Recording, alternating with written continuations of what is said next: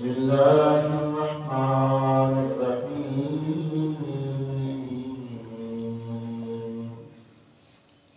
الصلاة والسلام عليك يا سيدي يا رسول الله وعلى آلك وأصحابك يا سيدي يا حبيبي الله. أما بعد، أو كالذي مر على قرية وهي خاوية على عروشها. صدق الله العظيم. الحمدللہ، پروردگار عالم کا لاکھ لاکھ احسان اور شکر ہے کہ جس نے سحری کرنے کی، روزہ رکھنے کی اور نماز کے لیے مسجد میں آنے کی سعادت نصیب فرمائی ہے۔ اللہ تعالیٰ نماز فجر کے درس قرآن کی آج کی سحری میں فیوز و برکات نصیب فرمائے۔ ماہ رمضان شریف کا پہلا عشرہ اپنے اختتام تک پہنچ رہا ہے، 2 دن باقی ہے۔ اللہ تعالیٰ کی جناب خاص سے دن رات مسلسل کے صدائیں آ رہی ہیں۔ ہے کوئی رحمت و کرم کا سوال کرنے والا کہ اس کی زندگی کو رحمت و کرم سے منور کر دیا جائے۔ ان ماہ رمضان شریف کے پہلے 10 ایام میں جس نے بھی اللہ تعالیٰ کی دربار سے رحمت و کرم کا سوال کیا، اللہ تعالیٰ پھر اس کو ساری زندگی اپنی رحمت، اپنے کرم کے سائے میں جگہ عطا فرماتے ہیں۔ آج جو ہم نے درس قرآن میں آیت تشریفہ تلاوت کی ہے، اس میں اللہ تعالیٰ ایک انسانی زندگی کی حقیقت اور پھر برزخ کی زندگی کی حقیقت، یعنی قبر کی زندگی کی حقیقت، مرنے کے بعد اٹھنے کی حقیقت کو اللہ تعالیٰ انسانوں کے سامنے، اہل اسلام کے سامنے، حضور کی غلاموں کے سامنے، امت مسلمہ کے سامنے بیان فرما رہے ہیں کہ آج لوگ سمجھتے ہیں کہ کچھ کا خیال ہے کہ مر گئے، مٹی ہو گئے، معاملات ختم ہو گئے۔ نہیں، ایسا نہیں ہے۔ کچھ لوگ کہتے ہیں کہ جی جائیں گے تو دیکھی جائے گی، قبر میں جائیں گے تو دیکھا جائے گا۔ تو جو جا کے دیکھ لیا پھر وہ بتانے کی ہمت نہیں رکھ سکتے، پھر ہوش نہیں رہی بتانے۔ اللہ تعالیٰ اس ساری حقیقت کو اہل اسلام کے سامنے بیان فرما رہے ہیں کہ زندگی اور بالخصوص موت کی حقیقت کیا ہے، مرنے کی حقیقت کیا ہے۔ یاد رکھو کہ مسلمان ہے یا کافر ہے، جو بھی انسان ہے اس پہ موت نہیں آتی۔ جیسے ہم کہتے ہیں نا کہ اعلان کرتے ہیں کہ اس کا فلاں کا انتقال ہو گیا، تو انتقال کا مطلب کیا ہوتا ہے؟ منتقل ہونا۔ یعنی ایک زمین تھی، اس کا انتقال تھا، پہلے میرے نام تھی، اب انتقال ہوا، دوسرے کے نام چلی گئی، تو زمین وہی پہ ہے، صرف منتقل ہوئی ہے۔ انسان وہی پہ ہے، صرف وہ اس کا انتقال ہوا ہے، منتقل ہوا ہے ایک جہان سے دوسرے جہان کی طرف۔ کسی نے کتنی خوب بات کہی کہ اس جہان میں اور اس جہان میں کتنا فرق ہے، یعنی اس دنیا میں اور آخرت میں، اس جہان میں اور اس جہان میں کتنا فرق ہے۔ اس نے کیا خوب جواب دیا کہ ایک سانس کا فرق ہے، چل رہا ہے تو یہ جہان، رک گیا تو وہ جہان، بس اتنا فرق ہے۔ اس جہان میں اور اس جہان میں ایک سانس کا فرق ہے، ایک سانس میں۔ ایک سانس ایک لمحے کے اندر آتا ہے. اگر یہ سانس چل رہا ہے تو یہ جگہ، اگر سانس رک گیا تو وہ جگہ. بس اتنا فرق ہے جس کو ہم کہتے ہیں ابھی تو وہ جہان بڑا دور ہے، دور نہیں ہے. تو اللہ تعالیٰ نے دیکھیں نا، جب انسان نے اگر مر ہی جانا تھا، مٹی ہو جانا تھا، خاک میں مل جانا تھا، تو پھر یہ نمازیں، یہ قرآن، یہ عمل کی زندگی، اعمال کا سلسلہ، اس کا کوئی وجود نہیں تھا. کافر بھی ہے، مسلمان بھی ہے، مرے گا نہیں، کیونکہ جزا و سزا کے سلسلے تو ہوں گے بعد میں. جیسے حضور نے فرمایا کہ جب قبرستان میں جاؤ تو کیا کرو؟ سلام دو، السلام علیکم یا اہل القبور. تو سلام کس کو دیا جاتا ہے؟ زندہ لوگوں کو دیا جاتا ہے. تو قبرستان والے بھی، اہل قبور بھی زندہ ہیں، سنتے ہیں. حضور نے فرمایا مومن مسلمان سن کے سلام کا جواب دیتا ہے، اور کافر سنتا ہے لیکن جواب نہیں دیتا. سنتے ہیں. تو آج یہ جو ہم درس پڑھ رہے ہیں، اس میں حضرت عزیر علیہ السلام کا ذکر ہے. اللہ تعالیٰ کے پیغمبر تھے. آپ ایک دفعہ کہیں جا رہے تھے کسی سفر میں، آپ کے پاس ایک سواری تھی، گدھا، جس کو قرآن کریم نے آگے گدھے کا ذکر کیا ہے.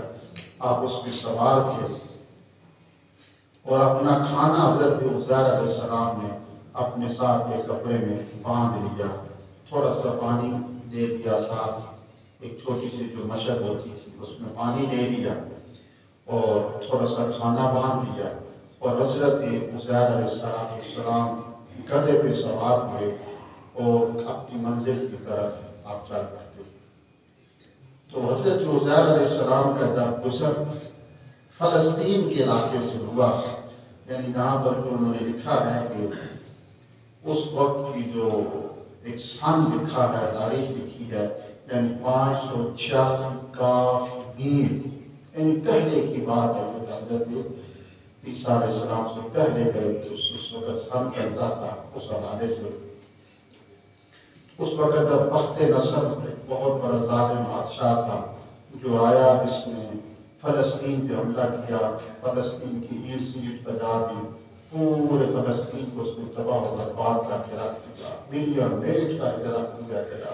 اس کی چھتیں ٹوٹ گئی، سب کچھ دیواریں گر گئی، بستیاں ختم ہو گئی.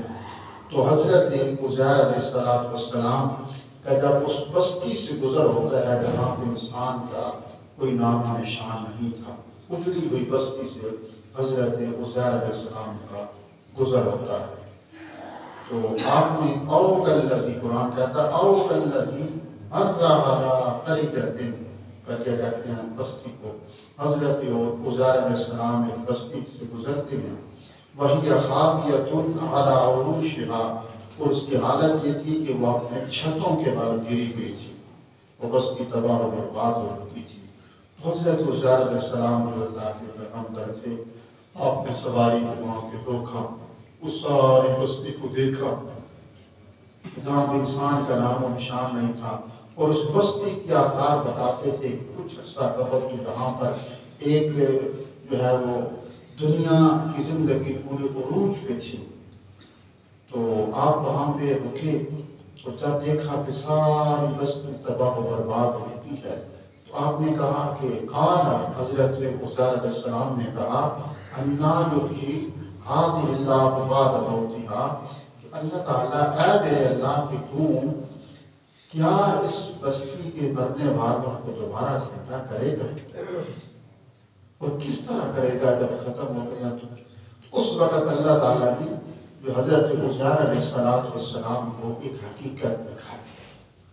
ابھی یہ بات حضرت عزیر علیہ السلام نے سوچی، یا اللہ بستی تباہ ہو گئی، لوگ مر گئے، ختم ہو گئے، تو یہ ھذہ اللہ بعد موتها یحیی ھذہ اللہ، کہ مرنے کے بعد یہ دوبارہ زندہ ہوں گے، کیسے ہوں گے.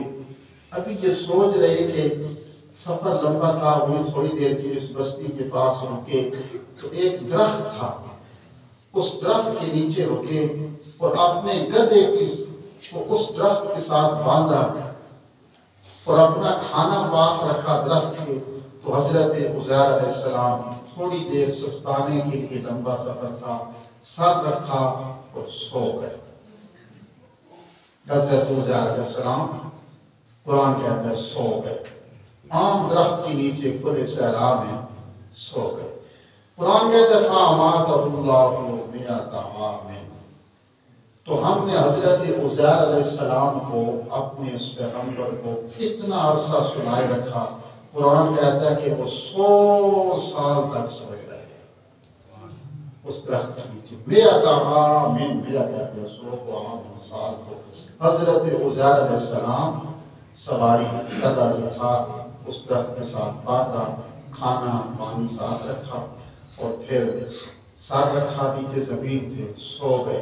قرآن کہتا ہے فَأَمَاتَهُ اللَّهُ مِئَةَ عَامٍ، ہم نے عزیر علیہ السلام پر نیند طاری کر دی، اللہ فرماتا ہے، اور آپ 100 سال تک سوئے رہے، 100 سال، ایک صدی سوئے رہے سب کے سامنے۔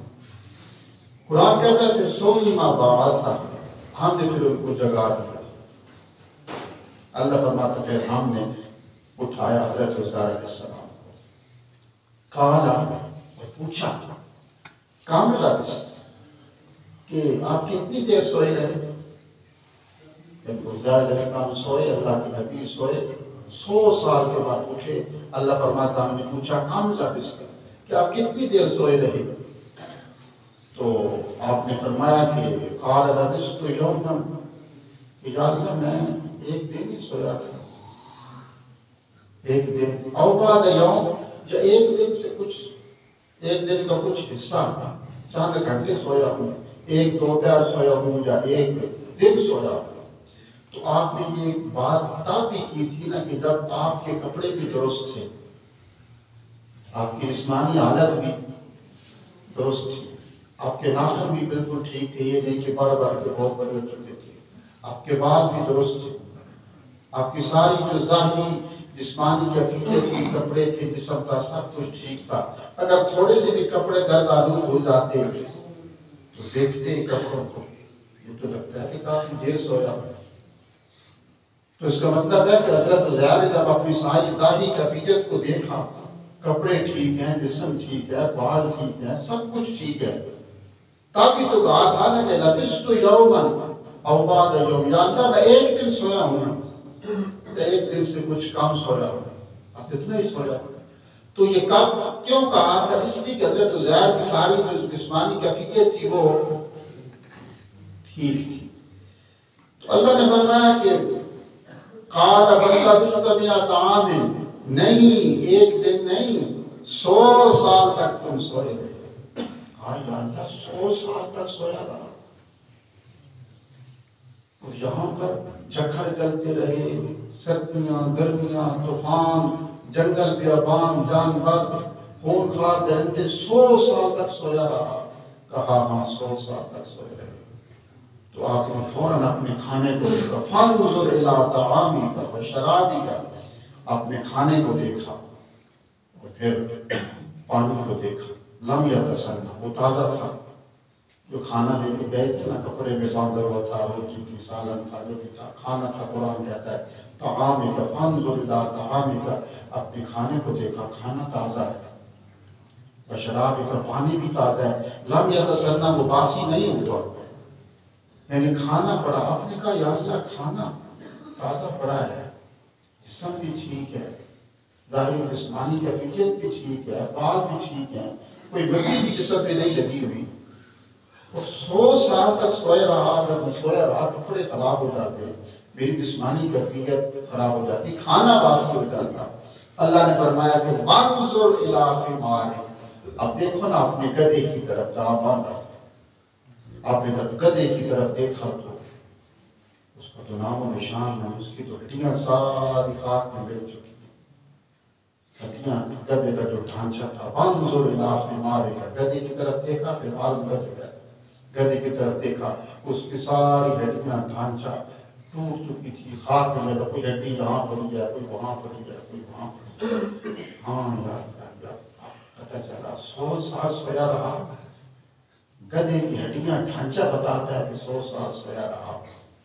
اب اللہ نے فرمایا کہ اب تم نے پوچھا تھا نا کہ میں ان کو کیسے زندہ کروں گا، انسان کو یہ بستی ختم ہو چکی ہے، تباہ ہو چکی ہے، لوگ مر چکے ہیں، یحیی ہذہ بعد موتہا، مرنے کے بعد دوبارہ کیسے زندہ کروں گا، یہی پوچھا تھا نا، یہی تمہیں دکھانا تھا۔ اب دیکھو اس گدھے کی طرف دیکھا، اللہ دیکھ رہا ہوں ہڈیاں کہاں پڑی ہے، کوئی وہاں پڑی ہے، کوئی وہاں پڑی ہے، ڈھانچہ ٹوٹ چکا ہے۔ اب میں پتا دیکھو تو ہی دیکھا تو کیا دیکھتے ہیں وہ ہڈیاں جوڑنے لگی، انظر الی العظام، فرمایا ہڈیوں کی طرف دیکھو، ہڈیاں جڑتی جا رہی ہیں، جڑتے جڑتے کیا ہوا کہ ایک ڈھانچہ بن گیا۔ کیف ننشزها ثم نکسوها لحما، جب وہ سارا ڈھانچہ بن گیا اس کے بعد اس پہ گوشت چڑھنے لگا، اس کے بعد اس میں خون دوڑنے لگا، اور گدھے کے اندر ہی قرآن کہتا ہے کہ کیا وہ گدھا سر ہلاتا ہوا حضرت عزیر کے سامنے کھڑا، فرمایا کس طرح یہ گدھا جس کی ہڈیاں خاک میں مل چکی تھیں ایک لمحے کے اندر سر ہلاتا ہوا تمہارے سامنے کھڑا ہو گیا ہے۔ قیامت کے دن اسی طرح میں اپنے بندوں کو حساب و کتاب کے لیے اپنے سامنے کھڑا کر دوں۔ اور فرمایا پیچھے بتایا کہ تمہیں 100 سال تک سلائے رکھا، نہ تو میرے پیارے تھے، نہ تمہارا جسم خراب ہوا، نہ تمہارا لباس خراب ہوا۔ جو میرے بندے ہیں نا، ولی ہیں یا نبی ہیں یا نیک ہیں یا متقین ہیں، مرنے کے بعد اسی طرح نہ ان کا جسم خراب ہوگا، نہ ان کے کفن خراب ہوں گے، ان کا جسم بھی سلامت رہے گا، ان کے کفن بھی سلامت رہیں گے۔ یہاں سے اللہ کی ولیوں کی انبیاء کی زندگی ثابت ہوتی ہے۔ اللہ فرماتا ہے مرنے کے بعد اسی طرح سب کو اپنی عدالت میں کھڑا کر دوں گا، حساب و کتاب دینا ہوگا۔ دعا ہے کہ اللہ تعالیٰ مرکی تو